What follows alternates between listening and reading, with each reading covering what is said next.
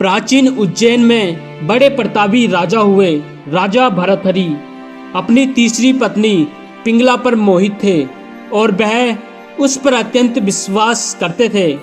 राजा पत्नी मोह में अपने कर्तव्य को भी भूल गए थे। उस समय उज्जैन में एक तपस्वी गुरु गोरखनाथ का आगमन हुआ। गोरखनाथ राजा के दरबार में पहुंचे। भर्तहरि ने गोरखनाथ का उचित आदर संस्कार किया। इससे तपस्वी गुरु अति प्रसन्न हुए। प्रसन्न होकर गोरखनाथ ने राजा को एक फल दिया और कहा कि यह खाने से वह सदैव जवान बने रहेंगे, कभी बुढ़ापा नहीं आएगा, सदैव सुंदरता बनी रहेगी। यह चमत्कारी फल देकर गोरखनाथ वहां से चले गए।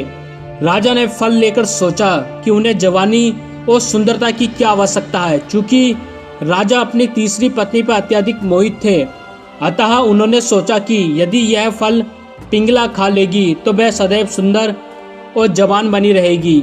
यह सोचकर राजा ने पिंगला को फल दे दिया। रानी पिंगला भर्तहरि पर नहीं बल्कि उसके राज्य के कोतवाल पर मोहित थी। यह बात राजा नहीं जानते थे। जब राजा ने वह चमत्कारी फल रानी को दिया तो रानी ने सोचा कि यह फल यदि कोतवाल खाएगा तो वह लंबे समय तक उसकी इच्छाएं की पूर्ति कर सकेगा। रानी ने यह सोचकर चमत्कारी फल कोतवाल को दे दिया।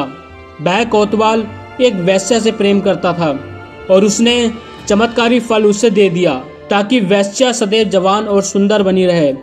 वेश्या ने फल पाकर सोचा कि यदि वह जवान और सुंदर बनी रहेगी तो उसे ये गंदा काम हमेशा करना पड़ेगा, नरक समान जीवन से मुक्ति नहीं मिलेगी।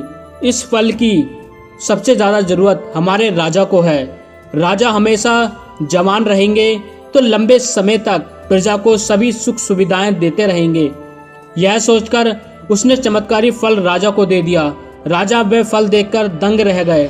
राजा ने वेश्या से पूछा कि यह फल उसे कहां से प्राप्त हुआ। वेश्या ने बताया कि यह फल उसे कोतवाल ने दिया है। भर्तहरि ने तुरंत कोतवाल को बुलवा लिया। सख्ती से पूछने पर कोतवाल ने बताया कि यह फल उसे रानी पिंगला ने दिया है। जब भर्तहरि को पूरी सच्चाई मालूम हुई तो वह समझ गए कि रानी पिंगला उसे धोखा दे रही है। पत्नी के धोखे से भर्तहरि के मन में वैराग्य जाग गया और वह अपना संपूर्ण राज्य विक्रमादित्य को सौंपकर उज्जैन की एक गुफा में आ गए। उस गुफा में भर्तहरि ने 12 वर्षों तक तपस्या की थी। उज्जैन में आज भी राजा भर्तहरि की गुफा दर्शनीय स्थल के रूप में स्थित है। राजा भर्तहरि ने वैराग्य पर वैराग्य शतक की रचना की है। राजा भर्तहरि ने श्रृंगार शतक और नीति शतक की भी रचना की है। यह तीनों ही शतक आज भी उपलब्ध हैं और पढ़ने योग्य है। अगर आपको इस कहानी से कुछ शिक्षा मिली हो तो इस चैनल को सब्सक्राइब जरूर कर देना।